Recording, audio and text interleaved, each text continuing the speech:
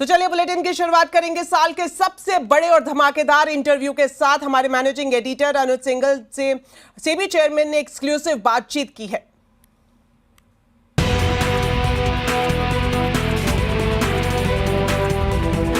मैं हूं इस समय सेबी के हेडक्वार्टर में एक बहुत ही खास बातचीत के लिए सेबी चीफ तुहिन कांत पांडे के साथ। मेरा ये इंटरव्यू सीएनबीसी आवाज पर आपसे कुछ तो साल का सबसे बड़ा इंटरव्यू आप देखने जा रहे हैं सीएनबीसी आवाज पर। हम बताते हैं हमारे मैनेजिंग एडिटर अनुज सिंघल के साथ सेबी चेयर ने क्या कुछ बड़ी बातें कही हैं। सबसे पहले आपको बताएं, एनएसई के आईपीओ में कोई दिक्कत नहीं है, ये कहना है सेबी चेयरमैन तुहिन कांत पांडे का। सीएनबीसी आवाज के मैनेजिंग एडिटर अनुज सिंघल के साथ एक्सक्लूसिव बातचीत में सेबी चेयरमैन ने कहा कि एनएसई के साथ 4 मुद्दों पर चर्चा चल रही है। बहुत चर्चा हो रही है कि एनएसई के आईपीओ का क्या इस समय स्टेटस है।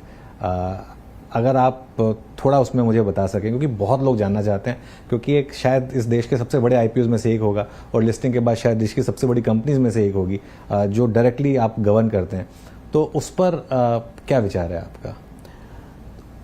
तो एनएसई आईपीओ के बारे में जो 4 इश्यूज हैं जिस पे कि हमारी चर्चा एनएसई से हो रही है।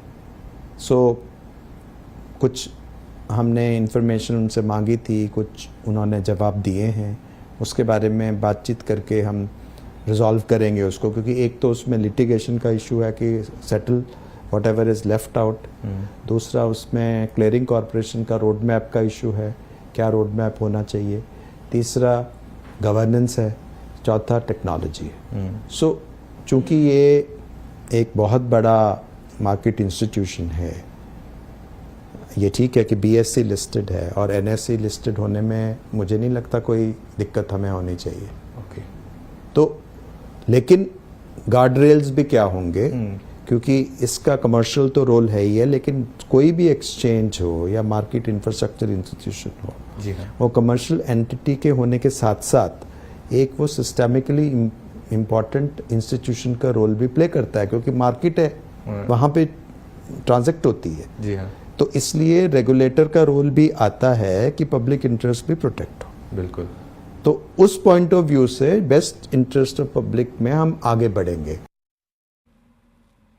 सीएनबीसी आवाज के मैनेजिंग एडिटर अनुज सिंघल के साथ सुपर एक्सक्लूसिव बातचीत में सेबी चेयरमैन तुहिन कांत पांडे ने कहा कि सेबी म्यूचुअल फंड रेगुलेशन की समीक्षा कर रहा है। जहां जरूरत हो वहां कड़वी दवा पीनी होगी और जहां गैर जरूरी रेगुलेशन हो वहां नरमी देनी होगी। म्यूचुअल फंड्स को लेकर आपने काफ़ी स्टेप्स उठाए सेबी ने इन्वेस्टर प्रोटेक्शन के लिए, छोटू पीएमएस और काफ़ी चीज़ें म्यूचुअल फंड इंडस्ट्री को लेकर भी आई। लेकिन म्यूचुअल फंड इंडस्ट्री की भी एक थोड़ी सी कंप्लेन रही है कि बहुत ज़्यादा उनके अगेंस्ट रेगुलेशन हो गया है, चाहे वो स्किन इन द गेम हो या फिर सर्वेलेंस में, चाहे हर मीटिंग की रिकॉर्डिंग हो या हर जगह सीसीटीवी हो। मैं समझता हूँ कि इसकी ज़रूरत है, क्योंकि इवेंचुअली इन्वेस्टर को संभालना है, लेकिन काफ़ी mutual fund managers mutual fund industry छोड़ रहे हैं और अपना खुद का पीएमएस स्टार्ट कर रहे हैं। आई एम श्योर इसमें आपने इस पे भी थोड़ा सा पढ़ा होगा। ये थोड़ा डेलिकेट मामला है, इसको कैसे हैंडल करेंगे? नहीं, इसका तो देखिए, अगेन ये बैलेंस यदि हम देखें तो उसी दायरे में ही आता है। अभी हम सब, हमारे जो सेबी के डिविजन्स हैं वो सब लोगों से बात कर रहे हैं अपने अपने क्षेत्र में, और वो एक रोड मैप तैयारी कर रहे हैं कि किन किन चीज़ों में हमें रैशनलाइज करना है, किन में सिंप्लीफाई करना है, किस में ज़्यादा रिस्क है और उस रिस्क को कम करना है, और कहाँ पे हम माइक्रो में चले गए हैं उसको हमको निकालना है। तो इस परव्यू से ही, इसी को मैं ऑप्टिमम कहता हूँ। जी सर। कि जहाँ रिस्क है उस रिस्क को हम मतलब कम ना आके, ठीक है, चाहे वो कड़वा लगे उसको काम करना, चाहे वो डिफिकल्ट लगे उसको हमको निगलना होगा। ओके। वो दवा पीनी होगी जी। लेकिन जहां हमको जरूरत नहीं है, हाँ, उन चीजों में हमें रिलैक्सेशन देनी होगी। बिल्कुल। क्योंकि वहां पे जो कुछ वो कर सकते हैं, हमें इतना इंट्रूसिव जाने की जरूरत नहीं है जी। अब इसको आइडेंटिफाई करने की बात है with proper logic and rational. तो मुझे लग रहा है जब वो अप्रोच से हम काम करेंगे तो कुछ इश्यूज तो रिजॉल्व हो जाएंगे, लेकिन ये भी हमें मानना होगा कि इनसाइडर ट्रेडिंग में हम रेगुलेशंस के अंदर उनको लाए हैं। बिल्कुल। और चूंकि इतना सारा फंड म्यूचुअल फंड्स हैंडल करते हैं और उनके लेवल में इंटेग्रिटी रहना वो भी एक बहुत इंपॉर्टेंट चीज़ है। बिल्कुल। लेकिन यदि कोई एक्सेसिव हो रहा है, हाँ। यदि वो एक्सेसिव हो रहा है और जिसका औचित्य नहीं है, तो हम we can always have a relook at it. बिल्कुल। एक और बड़ी खबर आपको बता दें, इनसाइडर ट्रेडिंग नियमों पर सख्ती जारी रहेगी। सीएनबीसी आवाज के मैनेजिंग एडिटर अनुज सिंघल के साथ एक्सक्लूसिव बातचीत में सेबी चेयरमैन तुहिनकांत पांडे ने कहा कि फर्जीवाड़े पर निवेशकों को सतर्क करेंगे। हालांकि स्टॉक मार्केट में जब भी आप इन्वेस्ट करते हैं एक मार्केट रिस्क आप लेते हैं, लेकिन कई बार ऐसे होता है कि कई कंपनियां हैं जिनके स्टॉक प्राइसेस 90-95% गिरते हैं और उसके बाद उन कंपनियों में कुछ गड़बड़ियां पाई जाती हैं। हमने रिसेंटली भी एक दो ऐसे केसेस देखे हैं। अभी रिसेंटली एक ऑटो एंसिलरी से जुड़ा हुआ मामला भी आई एम श्योर आपके भी संज्ञान में आया होगा। तो ऐसे में क्या पहले से कुछ वार्निंग साइंस दिए जा सकते हैं इन्वेस्टर्स को, जिससे कि वो थोड़े से कॉशियस हो जाएं इस चीज़ में? आई एम श्योर सभी ऐसे कुछ कर रहा होगा, लेकिन इसमें कुछ आपने और सोचा है, कुछ और किया जा सके इसमें? देखिए, वार्निंग साइंस डिस्क्लोजर्स पे बहुत से आधारित होते हैं। डिस्क्लोजर्स बहुत मात्रा में अवेलेबल हैं। आपके जो जितने रेगुलेशंस के हिसाब से हमने किया है कि जिस हिसाब से कोई भी मटेरियल इवेंट होगा उसको बताया जाएगा एक्सचेंजेस को। फिर हमने मटेरियलिटी पे भी हमने जारी किया है कि मटेरियल किसको मानेंगे, ताकि ऐसा ना हो कि मटेरियल इवेंट्स को मिस कर जाएं आप। तो उस पे भी हमने क्लैरिफिकेशन जारी किए। उसके बाद हमारे पास बोर्ड ऑफ डायरेक्टर्स हैं। बोर्ड ऑफ डायरेक्टर्स की अपनी जिम्मेदारियां हैं, उसमें इंडिपेंडेंट डायरेक्टर्स हैं, उनकी इंडिपेंडेंट डायरेक्टर्स की जिम्मेदारियां हैं। बहुत सी चीज़ें हैं जैसे रिलेटेड पार्टी ट्रांजैक्शंस हैं, वो सिर्फ उसको अप्रूव करने के लिए इंडिपेंडेंट डायरेक्टर्स ही होने ज़रूरी हैं। ऑडिट कमेटी है, एनआरसी है, जिसमें की मैनेजमेंट पर्सनल पे इशू उन पे उनकी जवाबदेही तय होती है। बिल्कुल। उसके बाद ऑडिटर्स हैं, ऑडिटर्स की अपनी जवाबदेही है। तो एक सिस्टम है और उस सिस्टम में बहुत अलग अलग जिम्मेदारियां हैं, और उसके ऑन टॉप ऑफ इट जो कॉरपोरेट गवर्नेंस है, वो खुद भी, यदि कोई भी कॉरपोरेशन रहेगी एज एन एंटिटी, उसको अपनी रेपुटेशन भी करनी होती है, और उसी रेपुटेशन के मदद पे वो आगे जाते हैं और उनको लोग रेस करते हैं। तो आप देखिए कि मेजॉरिटी जो है वो इस सिस्टम में सुचारू रूप से चल रही है। बिल्कुल। अब उसमें कुछ यदि ऐसे लोग होते हैं जिसमें लोग आ जाते हैं, शामिल हो जाते हैं, जब फॉल्स डिस्क्लोजर के मामले सामने आते हैं, तो जब भी हमें कंप्लेंट्स आती हैं या हम नोटिस करते हैं तो वो एक्शन हम लेते हैं, और हमें लेना भी चाहिए, क्योंकि उसको, लेकिन इन्वेस्टर पॉइंट ऑफ व्यू से भी एक अपील मैं करना चाहूँगा आपके माध्यम से, बिल्कुल, कि वो ये ज़रूर देखें कि वो किस में इन्वेस्ट कर रहे हैं। एग्जैक्टली, हाँ। और बहुत इन्फॉर्मेशन अवेलेबल है। बिल्कुल। आजकल वो इन्फॉर्मेशन इतनी सुविधा में अवेलेबल है कि आप कुछ भी ऑनलाइन भी जाएंगे तो आपको बहुत सारे तथ्य मिल जाएंगे। बिल्कुल, हाँ। तो थोड़ा संभल के, सहज के इन्वेस्ट करना है। आपका पैसा है, आप उस पैसे को का महत्व समझिए और उसको देख के उनमें करिए। जब आप रिटर्न्स की बात करते हैं, जहाँ पे भी आपको एक्सेसिव रिटर्न्स की कोई या तो वो लुभा रहा है आपको, या आप देख भी रहे हैं टेम्परेरीली, तो आपको उसको एक बहुत क्रिटिकल दृष्टि से आपको देखने की ज़रूरत है। क्या ये सही है, क्या इसमें इतना संभव है? क्योंकि जहाँ कहीं भी बहुत ज़्यादा एक्सेसिव रिटर्न्स की बात लोगों ने की है, उन्होंने लोगों ने धोखा भी खाया है। बिल्कुल। तो ये जो आचरण है, जो मैं कहता हूँ इन्वेस्टिंग का आचरण है, एक तो वो थोड़ा लॉन्ग टर्म, उसमें टर्म भी होना चाहिए कि कैसे जा रही है। दूसरा वो होना चाहिए, हमारे तरफ से ये है कि फॉल्स डिस्क्लोजर्स को हम बहुत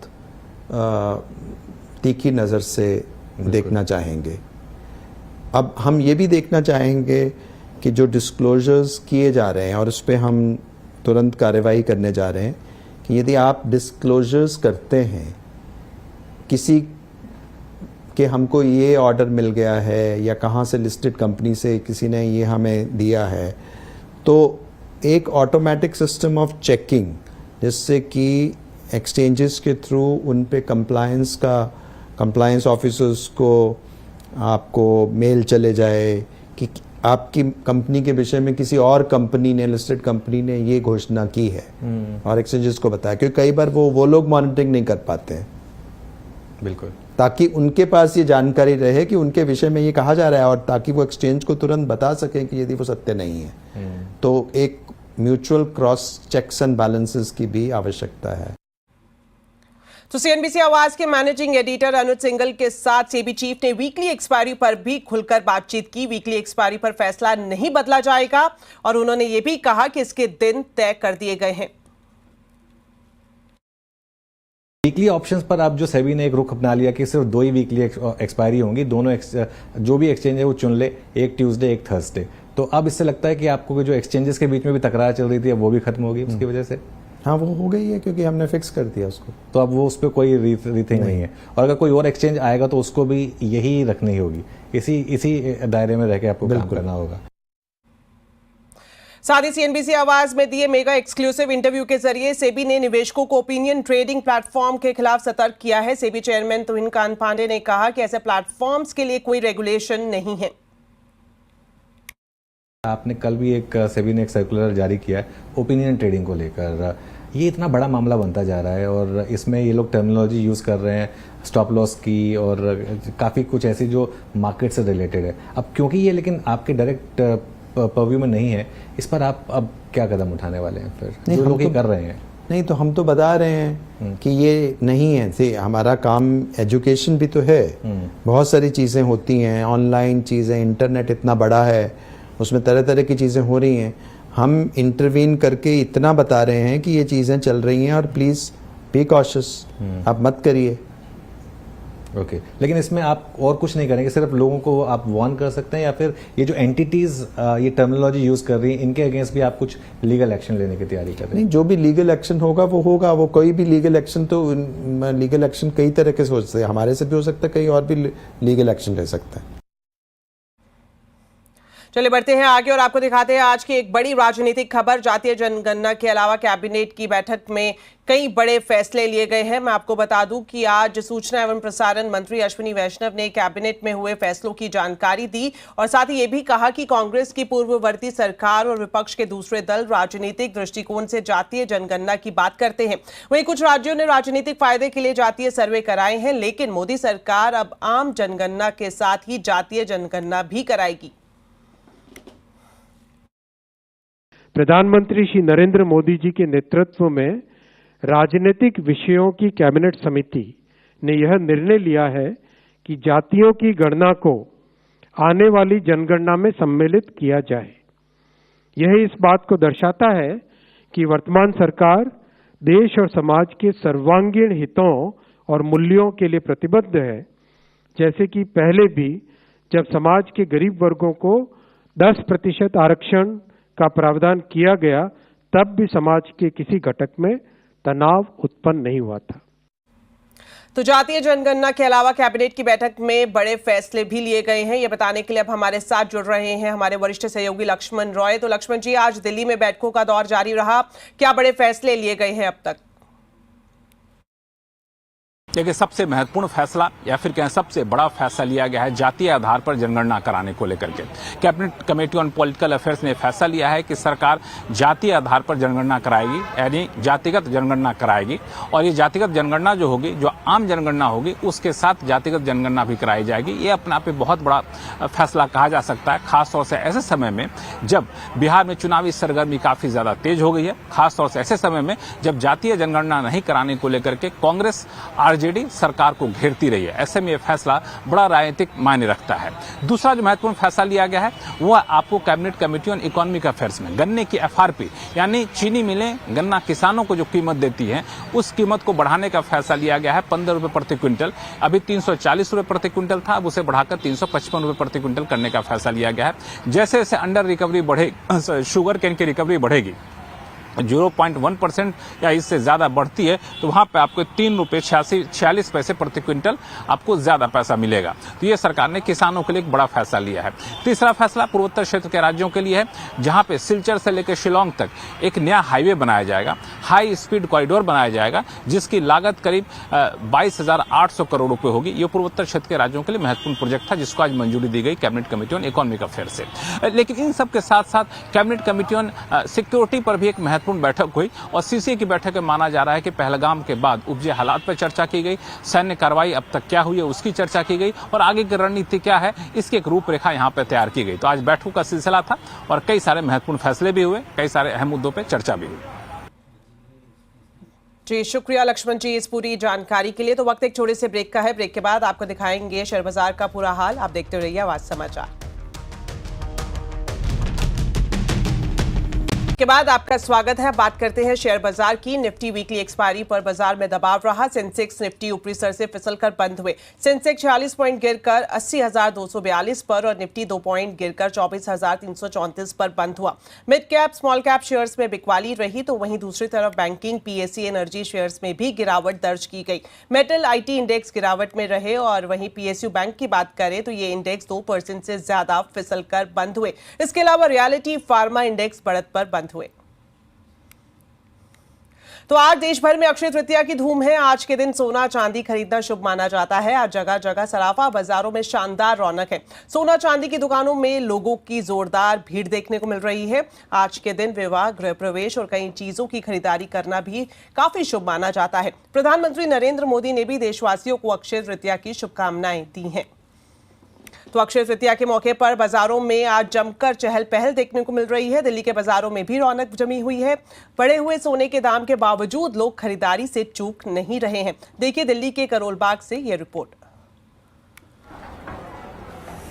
तो अक्षय तृतीया के मौके पर सोने के दाम ऑल टाइम हाई पर है, चूंकि अक्षय तृतीया का मौका है और इस दिन सोने चांदी की खरीदारी करना शुभ माना जाता है। और यही वजह है कि ज्वेलर्स के शोरूम पर कस्टमर्स आ रहे हैं और अपनी पॉकेट के हिसाब से, जरूरत के हिसाब से और साथ ही साथ अपनी पसंद के हिसाब से यहाँ पर ज्वेलरी की शॉपिंग कर रहे हैं। इस वक्त मैं मौजूद हूँ पीपी ज्वेलर्स के शोरूम में और आप यहाँ पर देख सकते हैं जो मुझे ट्रेंड दिखाई दे रहा है अक्षय तृतीया के मौके पर, इस बार वो लाइट वेट ज्वेलरी का दिखाई दे रहा है। चूंकि सोने के दाम महंगे हैं पिछले साल के मुकाबले, इस बार की बात करें तो 30% तक उछाल आता हुआ दामों में दिखाई दिया है। और यही वजह है कि लाइट वेट ज्वेलरी पर लोगों का ज्यादा फोकस है और ज्वेलर्स की तरफ से भी इस बार सोने के दामों को ध्यान में रखते हुए ही लाइट वेट ज्वेलरी यहां पर लॉन्च की गई है। और जो लोग सगन के तौर पर सोने की ज्वेलरी खरीदना चाहते हैं तो उसके लिए भी अलग से यहां पर इंतजाम इस बार ज्वेलर्स की तरफ से किया गया है। मेरे साथ मौजूद हैं पीपी ज्वेलर्स के owner Pawan Gupta. Sir, all time high पर सोने के दाम हैं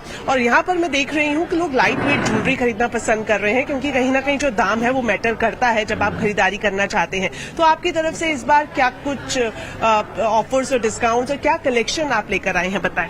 देखिए, कलेक्शन हम लाइट वेट में बहुत ज्यादा लेके आए हैं। जो चीज 5 तोले की बनती थी वो चीज हमने 3 से 3.5 तोले बनाई है।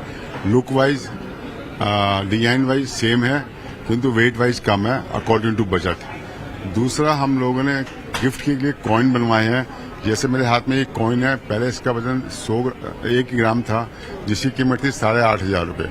अब ये कॉइन सिर्फ 100 मिली का है जिसकी कीमत है सिर्फ 1,000 रुपीज। इससे बड़ा कॉइन देखिए, ये छोटा कॉइन है, ये 2 ग्राम का कॉइन है, ये 1 ग्राम का कॉइन है।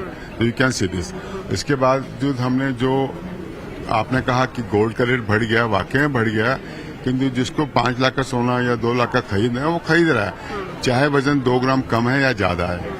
और ये मैं समझिए कि आज सोना महंगा है। मेरा मानना है कि आने वाले टाइम में सोना और हाई पे जाएगा, तो अभी भी महंगा नहीं है। अगर आपको खरीदना है तो अभी भी आप खरीद सकते हैं। एक सेफ इन्वेस्टमेंट माना जाता है। और सर, आपसे जानना चाहेंगे कि क्या बढ़ते हुए दाम जो सोने के दिखाई दिए हैं उसका आज के दिन खरीदारी पर या आपकी बिक्री पर कुछ असर देखने को मिल सकता है? मैं तो नहीं मानता असर दिखेगा। किसको खरीदना है वो खरीदेगा, क्योंकि भारत में 2 ही दिन शुभ माने जाते हैं, एक अक्षय तृतीया और एक धनतेरस। तो जिसकी बाइंग कैपेसिटी है, जो खरीदना चाहता है, जिसका मन है खरीदने का, वो खरीदने आएगा ही आएगा, चाहे उसको 10,000 फालतू देने पड़े या कम देने पड़े। मैं नहीं मानता कि वो त्योहार को नहीं बनाएगा। त्योहार तो हिंदू बनाएंगे। बिल्कुल, जिस तरह से सर ने भी इस बात का जिक्र किया कि अक्षय तृतीया पर सोना खरीदना शुभ होता है और खास बात यह है कि इस दिन जो आप खरीदारी करते हैं वो कभी भी आपको नुकसान नहीं पहुंचाती है और कई सारे ऑफर्स भी दिए जा रहे हैं। अलग से लाइट वेट कलेक्शन भी ज्वेलर्स की तरफ से लॉन्च की गई है ताकि ज्यादा से ज्यादा कस्टमर्स अपने घरों से बाहर निकले और इस शुभ मौके पर सोने चांदी की खरीदारी करें। दीपाली नंदा, दिल्ली। तो चलिए दिल्ली के बाद अब आपको लेकर चलते हैं अहमदाबाद और दिखाते हैं कि वहां पर ज्वेलर्स के शोरूम में किस तरह का माहौल है। देखिए केतन जोशी की ये रिपोर्ट। देखिए, अक्षय तृतीया के दिन जो उम्मीद थी उनसे तो अच्छा यहाँ पर लोगों ने जमकर खरीदारी की है। आप मेरे पीछे देखिए कि लोग लगातार आते जाते हैं। हम 11 बजे से अहमदाबाद के अलग अलग शोरूम में जाकर ये जायजा लिया तो ऐसा ही कुछ माहौल देखने को मिला। क्योंकि दाम है ऑल टाइम हाई से थोड़े कम है, लेकिन फिर भी लोगों के उत्साह में कोई कमी नहीं आई है। आइए कुछ ग्राहक हैं उनसे हम बात करते हैं। अच्छा, आज आपने यहाँ से क्या परचेस किया और इतने बढ़े हुए दाम देखकर भी आपने परचेस किया? हाँ, मैंने कुंदन ज्वेलरी यहाँ से परचेज की for my wedding shopping. So he is my he is gonna buy for मामेरा, he is gonna buy me some gold jewellery. अच्छा, आज ही के दिन आपने क्यों ये चूज किया? एक्चुअल में मेरी भांजी की शादी आ रही है तो हमारे में रिवाज होता है मामेरा का और हम सबसे हमारे पुराने 74 ईयर से ये भी ज्वेलर्स वाले फेमस है। हम बरसों से यही खरीदी करने आते हैं। तो आज का दिन जो मुहूर्त का दिन है तो आज के दिन हम मुहूर्त करते हैं कि जिस दिन हम लोग शॉपिंग आज अक्षय तृतीया है, अगर आज हम शॉपिंग करते हैं तो अपना सोना अपने घर में बढ़ता है, वो उसको बेचने की नौबत नहीं आती है। और सालों साल अगर तुम पुष्प नक्षत्र है, अक्षत पुरुषोत्तम है, इसमें अगर तुम खरीदी करते हो तो आपका घर में लक्ष्मी का वास होता है और सोना बढ़ता ही रहता है। बिल्कुल, तो ये सबके मन में इसी भावना के साथ खरीदारी कर रहे हैं। आइए हम एबी ज्वेलर के प्रमोटर से बात करते हैं। मनोज भाई, आज कैसा रहा पूरा दिन, आप ओवरऑल असेसमेंट करें तो?